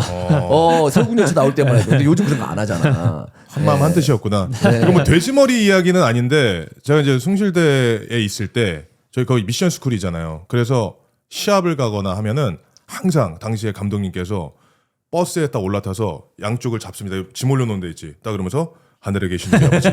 기도. 이거를 하고 출발했어. 버스를 타면. 그런 근데 팀들이 있었죠. 맞아요. 어쩌다가 감독님이 안 하신다. 좀 컨디션 안 좋은지 그러면 학교 직원이 나옵니다. 직원이 나와서 이걸 잡고 하늘에 계신 우리 아버지. 이걸 하고 항상 경기장으로 출발했었던 그런 기억이 있어요. 네. 그렇죠. 네. 근데 선수 때 더더욱 또 그렇죠. 뭔가 기댈 때가 필요하잖아. 그쵸. 멘탈적으로 긴장도 많이 되고 힘들다 보면 그래서 이제 그런 걸로 좀 위안을 찾는 경우가 있는데 요즘은 되게 과하게 그런 걸 안 하는 것 같은데 지금 포항은 뭐라도 기대해야 되는 상황이다. 이게 퇴장이 이렇게 나오면 그쵸, 이거 그쵸. 나중에 다음 라운드까지 이렇게 되잖아요. 그 돌아버립니다. 그쵸. 예. 이전에 대구가 몇 경기 연속 그 퇴장을 당했는데 정치인 선수였거든요. 네. 들어가자마자 퇴장을 당한 거야. 정치인 선수 2초 만에 눈물을 흘렸잖아요. 경기를 진짜 펑펑 울었어. 너무 이제 팀에 해가 되는 거고 네. 몇 번째 연속 퇴장이니까 막 그랬던 그런 기억이 있는데 이런 불안감도 빨리 지울 필요가 있는 포항이 되겠습니다. 그리고 이제 포항은 마지막으로 지금 홈 경기 8연전을 가져가는 포항이에요. 지금 3경기를 치렀습니다. 이제 남아있는 5경기 홈에서 지금 이동 없이 경기를 치르고 있는 리그잖아요. 여기서 승점 남아있는 데선 따내야 돼요. 네. 따내지 못하면 힘들 수 있죠. 나중에 힘들지. 나중에 이제 원정 경기가 많아질 수밖에 없는데 지금 뭐 주축 선수들 이제 뭐 부상도 있고 기성용 선수도 어제 경기 못 나왔었고 또 퇴장자 전민강 선수 이제 또 경기 못 나오는 겁니다. 그러니까요. 이런 악재 속에서 그럼에도 불구하고 홈 경기 연전이 예정되어 있는 이 스케줄 속에서 최대한 승점을 박태하 감독은 가져가야 된다. 이런 말씀 드리고 싶습니다. 좋습니다. 자, 다음 경기입니다. 안양 대 인천 경기입니다. 여기서도 퇴장이 나왔는데 알죠? 무고사 빡센 거. 근데 이창용 과했다. 그러니까 나 오늘 그죠. 쟤 무조건 막을 거야. 조질 거야. 이게 너무 과하지 않았나라는 생각입니다. 네. 그러니까 굉장히 좀 과감한 압박을 통해서 네. 네, 경고가 있었는데 그 이후에 사실 파울에 있어서는 다이렉트 퇴장이 나오면서 네. 그러니까 안양이 퇴장이 나오기 전까지는 그래도 이제 지난 시즌보다는 라인을 끌어올려서 전방 압박 그리고 이제 찬스를 만들어가는 이제 과정 자체는 괜찮았었는데 퇴장이란 변수가 나오면서 사실 인천에게 조금 유리하게 경기가 운영이 됐었던 것 같고 퇴장이 나오기 전까지 이제 생각보다는 안양이 경기 템포도 그렇고 경기 리듬이 좋다 보니까 인천이 오히려 파울을 당하거나 이랬을 때 경기를 조금 천천히 운영했던 것 같아요. 천천히 운영하면서 흐름 끊고 천천히 운영했을 때 그 과정 속에 인천이 이제 빌드업을 풀어나가면서 퇴장이 발생을 했었거든요. 그러니까 인천이 승리하기 위해서 박경섭을 선발로 투입하고 이동률, 오우성, 제르소를 빼고 여러 가지 이제 카드들을 만졌던 게 오히려 에너지 레벨을 FC 안양과의 맞대응을 할 수가 있었고 퇴장의 변수 때문에 사실은 뭐랄까 인천이 좀 K리그 1 무대에서의 첫 승을 할 수 있었던 경기였던 것 같아요. 네. 근데 이 경기에서 승리하는 데 있어서 무고사 얘기를 안 할 수가 없는데 계속 승리하지 못한 가운데서도 무고사는 계속 골을 넣었단 말이에요. 그렇죠. 정말 대단한 것 같습니다. 사실 이 장면에서 이 경기에서도의 골도 거기서 툭 왼발로 탁 접어놓고 바로 빠른 타이밍에 인사이드로 구석으로 밀어넣는 그 퀄리티를 봤을 때 야 대단하다. 진짜 엄청나구나. 이번 시즌 인천의 성적은 어떨지 모르겠으나 무고사의 득점력은 정말 보장이 돼 있는 게 아닌가라는 생각이 들 정도였거든요. 그러니까 득점의 퀄리티를 봤을 때는 저는 어떤 느낌이었냐면 수준이 하나 그냥 높은 느낌? 하나 높은 레벨에서 여유 있게 연습 게임 뜨듯이 그냥 탁 해서 그 공간에서 그 박스 안에서 침착하게 그 사이로 톡 인사이드 밀어차는 그 감각은 확실히 이제 계속해서 왜 득점왕을 하는지를 볼 수 있었던 장면이었던 것 같고 FC 안양도 이제 퇴장당하면서 그래도 좀 잘 버텼잖아요. 김다솔 선수도 이제 복귀를 해서 많은 선방들을 보여주고 버텼었는데 저는 개인적으로 이제 아일ton 선수도 좀 가능성이 있어 보였어요. 속도적으로 FC 안양에 좀 힘을 줄 수 있는 마테우스도 그렇고 전방에 있는 이제 9번 자리의 선수들도 그렇고 이 외인 삼각 선수들의 시너지가 좀 그래도 한 명이 적은 상태에서도 속도감이 있었던 좀 경기였던 것 같습니다. 네. 근데 지금 제가 봤을 때 인천이 좀 더 좋은 성적을 내려면 제르소가 득점을 좀 보여줘야 돼요. 그러니까 뭐 이날 경기에서는 교체 투입이 되긴 했습니다만은 뭐 지난 방송에서도 제르소 슈팅 빼고 보면 편해요라고 하는데 뭐 편할 수는 있겠죠. 근데 팀 성적이 불편하니까. 예, 그러니까 어쩔 수가 없잖아요. 근데 제르소가 사실 뭐랄까. 대한민국에서 가장 빠른 선수 중에 한 명이라고 이제 볼 수 있는 제르소인데 마무리가 안 된다. 이동준만큼의 많은 마무리 능력이 있으면 저는 인천의 성적은 달라질 것이라고 생각이 들거든요. 네. 그래서 제르소의 마무리 능력도 굉장히 좀 신경을 써야 되는 부분인데 윤정환 감독도 굉장히 답답해하는 것 같습니다. 근데 지금은 제르소가 더욱더 답답할 거다. 기다려야 된다. 이런 얘기도 인터뷰 때 했거든요. 근데 오히려 이제 교체돼서 들어와서는 그나마 이제 경기력적으로는 좀 괜찮았던 것 같고 윤정환 감독도 K리그 이제 2 우승하고 올 시즌 기대감을 많이 안고 스쿼드적으로도 이제 보강이 돼서 K리그 1 무대에서의 인천이 어떤 시스템을 가지고 경기를 보여줄지에 대한 것들이 예상이 됐었는데 사실 첫 승하는데 굉장히 어려움이 있었고 수비적인 밸런스도 그렇고 근데 사실 비길 뻔했어요. 마지막에 김동훈 선수가 나오면서 순간적인 이 판단을 놓치면서 헤더가 골대로 들어갔을 때 이주영 선수가 이제 발로 그냥 걷어내는 장면이 네. 있었는데 그러니까 K리그 1 무대에서의 수비적인 밸런스, 상대 외인들 9번, 10번의 선수들을 어떻게 막고 대응할지가 인천에게는 조금 더 숙제로 좀 보여지고 있어요. K리그 2에서 쉽게는 아니지만 우승할 수 있었던 이유는 수비적인 밸런스가 워낙 좋았었거든요. 하지만 K리그 1 무대에서는 계속해서 이제 수비적으로 밸런스가 무너지는 장면들이 나오고 이 속도감이라든지 빌드업에 대한 미스들 볼 패스에 대한 선택들이 사실 어렵게 진행이 됐기 때문에 FC 안양의 퇴장에 대한 변수가 나오면서 승점 3점을 좀 가져간 게 아닌가. 그리고 첫 승을 따냈다. 그렇게 좀 보고 있습니다. 퇴장 이슈가 있다고 해서 승리한다는 공식은 다를 수 있다고 생각을 해요. 어제 우리가 좀 전에 얘기했던 포항 부천과의 경기 결국에는 최전방에 위치한 스트라이커가 득점을 만들어줘야 되는 선수의 퀄리티가 굉장히 중요하다는 거죠. 그렇죠. 부천은 무고사가 없었고 인천에는 무고사가 있었던 것이고 무고사가 득점을 터뜨렸던 거 우리가 복기를 해보면 포항 경기였었죠. 그때 과감하게 그냥 때려버리잖아요. 힘 실어서 니어포스트 보고 막을 테면 막아봐. 이런 배포 있는 슈팅도 때릴 줄 아는 선수여서 득점을 만들었었고 맞아요. 어제 경기는 무슨 골이냐면 감각적인 거죠. 네. 힘들이지 않고 빈 것 보고 밀어넣는. 그러니까 강하게 가야 될 때 아니면 소프트하게 가야 될 때를 아는 강약 조절을 하는 스트라이커가 박스 안에 있을 때 어떤 결과를 가져올 수 있는지 인천은 저는 보여줬다고 생각을 하고 무고사에 대한 퀄리티는 우리 모두가 알고 있습니다. 그래서 무고사가 지금 터져주면 무고사에 대한 집중 견제가 일어나겠죠. 그때 제르소 터집니다. 그래야 인천이 올라설 수 있어요. 그럼요. 근데 제르소가 인천 갈 때 계약을 잘했었잖아요. 네. 단연 계약하면서 고액 연봉 받아서 사실 제르소가 더 빵빵 터져줘야 되는 것은 어떤 돈의 이치로 봤을 때는 맞습니다. 네. 근데 또 지난 시즌 물론 K리그 2긴 했습니다만 제르소 잘해줬잖아요. 네. 지금 K리그 1에서 또 전방에 있는 무고사가 터져준다면 무고사의 활약이 제르소에게는 분명히 좋은 기회로 찾아온다는 것을 네. 정다운 의원 명심하고 계세요. 명심하겠습니다. 명심하겠습니다. 제르소에 대한 믿음이 과하시네. 아니 네. 저는 인천 출신이세요? 아니요. 네. 저는 고등학교는 부천에서 졸업을 했죠. 네. 그래요? 이야기했잖아요. 네. 정명고등학교에. 네. 축구 명문이었지. 그쵸. 지금 이제 해체됐고. 네. 지금은 공부로 잘 나가는 학교로 변한 걸로 알고 있습니다. 네. 네. 그렇습니다.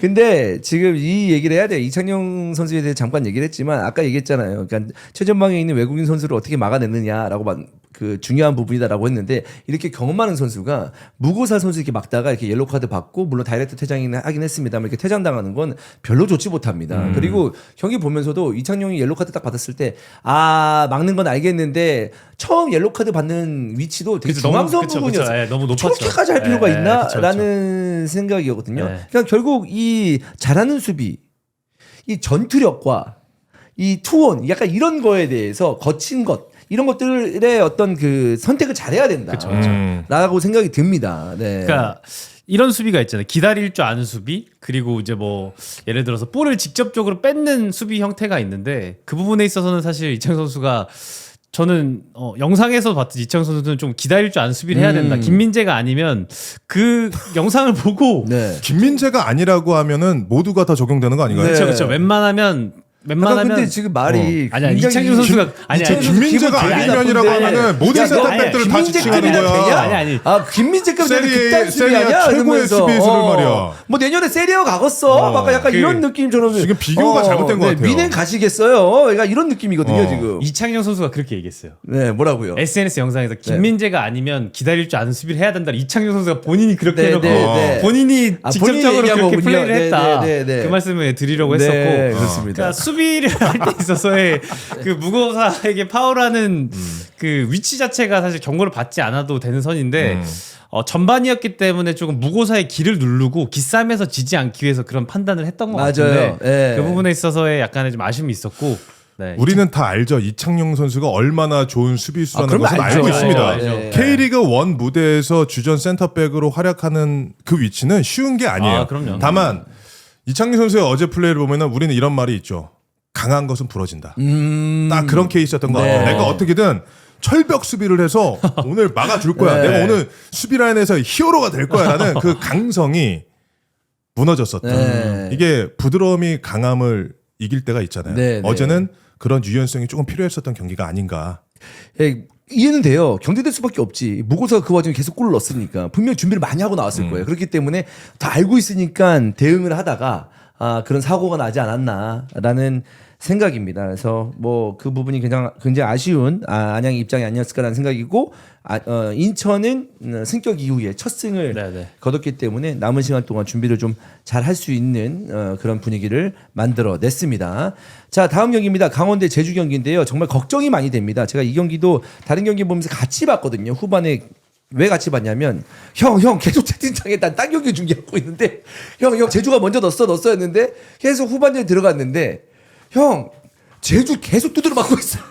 제주 골 먹을 것 같아요, 형. 제주 이러다가 안 될 것 같아. 주저앉고 그냥 난리 났어, 형. 제주 계속 야 뭔데 해가지고 그냥 동시에 봤어요, 동시 중계를. 아니나 다를까 1대5로 앞서고 있는데 그냥 주저앉은 거야. 맞아요. 근데 전 얘기 들었을 때 너무 안타까운 게 뭐냐면 같은 프로 레벨이고 제주가 무슨 시민구단 아닌데 네. 그렇게 1대0 되고 나서 그렇게 일찌감치 주저앉고 그렇게 계속 수세에 몰리는 거 보고 이거는 스스로 강원에게 본인들이 약함을 인정하는 꼴이다. 막 이런 생각밖에 안 들어서 안타깝더라고요. 코스타 감독이 급했던 것 같아요. 네. 승리도 얻고 오늘 어떻게든 원정에서 승점 3점 따서 가야 된다라는 생각에 약간 강박 그런 걸 좀 느꼈던 것 같아요. 너무 일찍 엉덩이 뒤로 빼면서 이렇잖아요.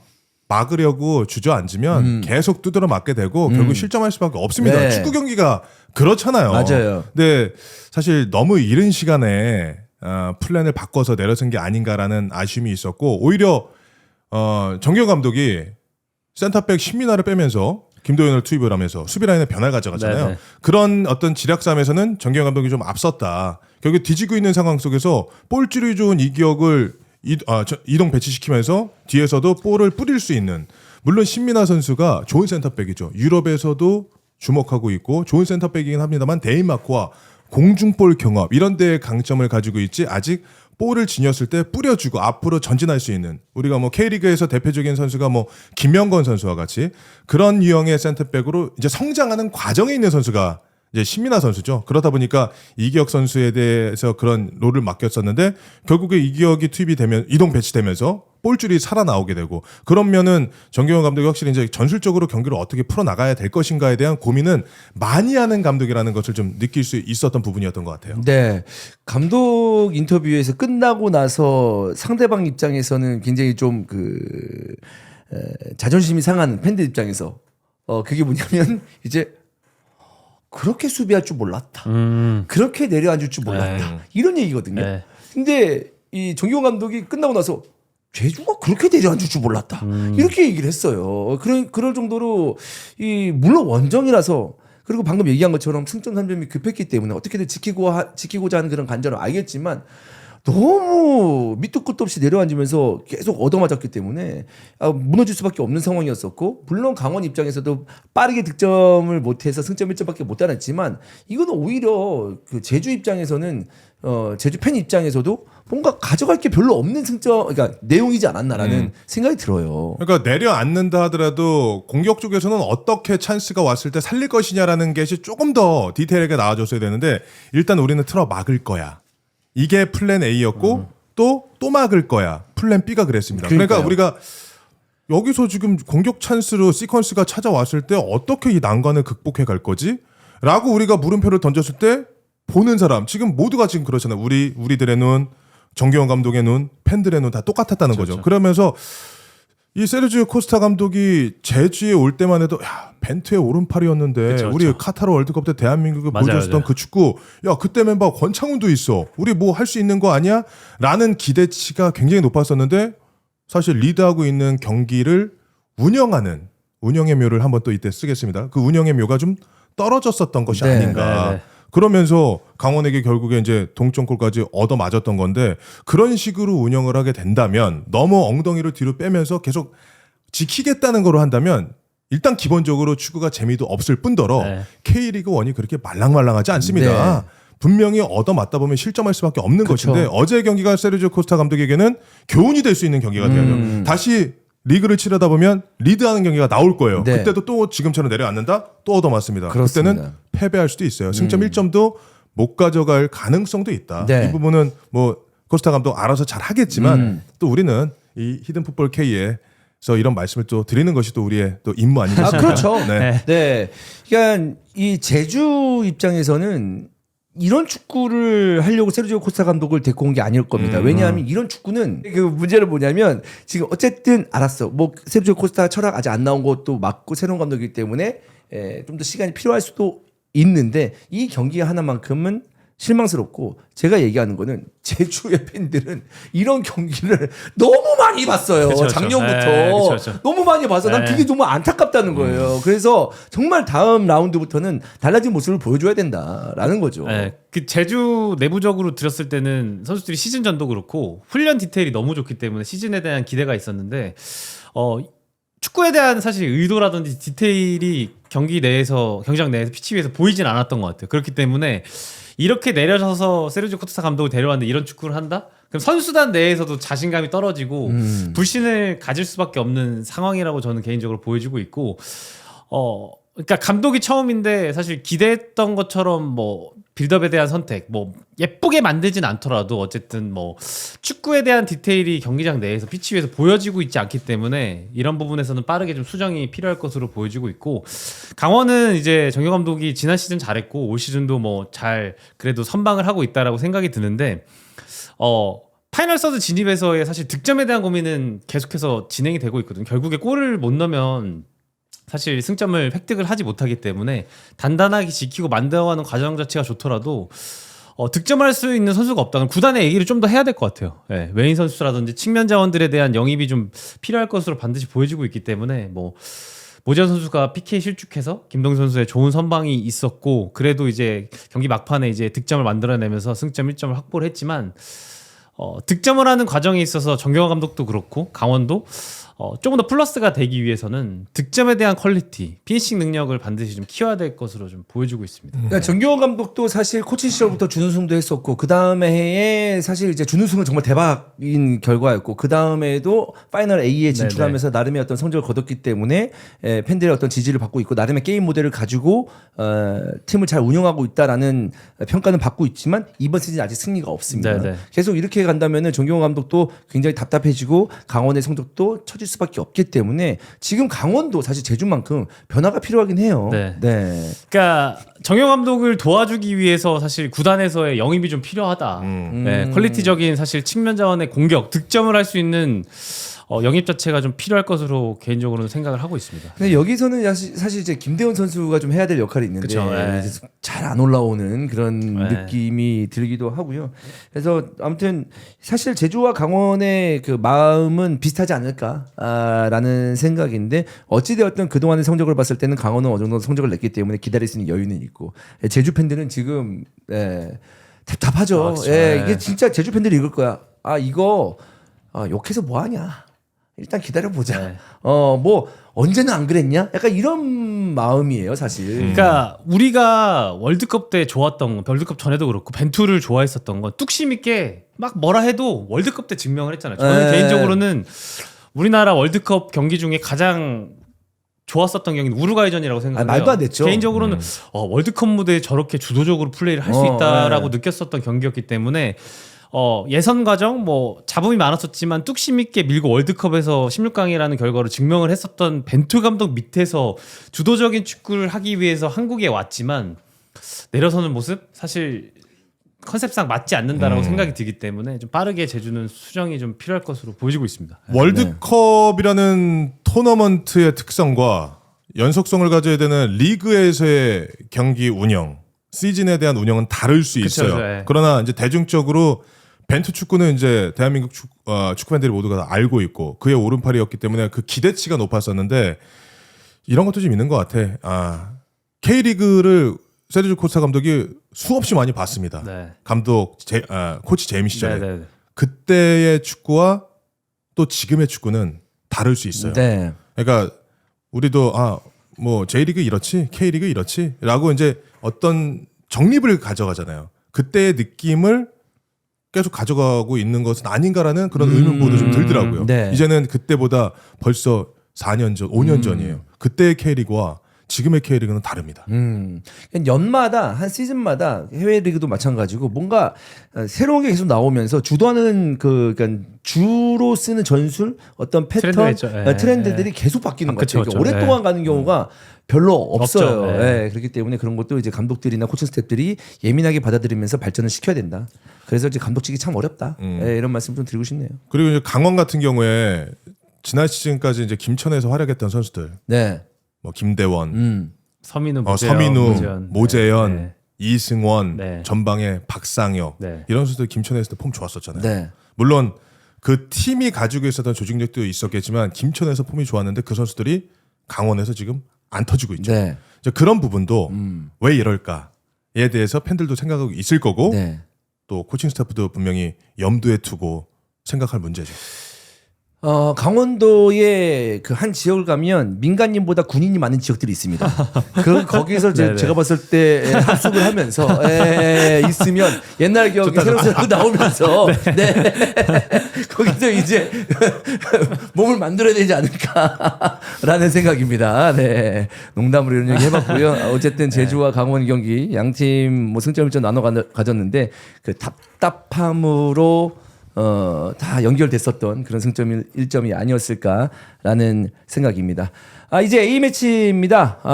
그렇기 때문에 저희는 다음 주에는 휴식을 취하도록 하겠고요. 그 다음 주에 돌아오겠는데 그 다음 주에 제가 안 나오죠? 네, 그 다음 주에는 수빈이가 K리그에서 이제 종횡무진 캐스터로 활약하고 있는 수빈이가 진행을 맡겠고요. 저희는 다음 주에 쉰다는 거 여러분께 K는 쉰다는 거 말씀드리면서 오늘 방송 수고하셨습니다. 네, 너무 수고하셨고 또 뭐 A매치 때 뭐 하나요? 저는 일정이 좀 있습니다. 무슨 일정이죠? 뭐 A매치 제 3국 경기도 있고 예. 우리가 뭐 대한민국 경기를 중계할 수 있는 건 아니잖아요. 네, 딱 소크라테스를 저는 가장 존경하고 제 주제에 맞게 제 3국의 경기를 중계를 하러 다니겠고 또 이제 뭐 입중계 일정도 좀 있고 그렇습니다. 네, 알겠습니다. 고생하시고 또 뭐 하시나요? 저도 이제 뭐 입중계도 나갈 수도 있을 것 같고 중계를 저는 항상 연락을 또 기다리고 있기 때문에 연락 많이 해주시고 많이 불러주시면 감사하겠습니다. 네, 그렇습니다. 오늘 히든풋볼 K 여기서 마무리 짓도록 하겠습니다. 여러분 고맙습니다. 감사합니다. 고맙습니다.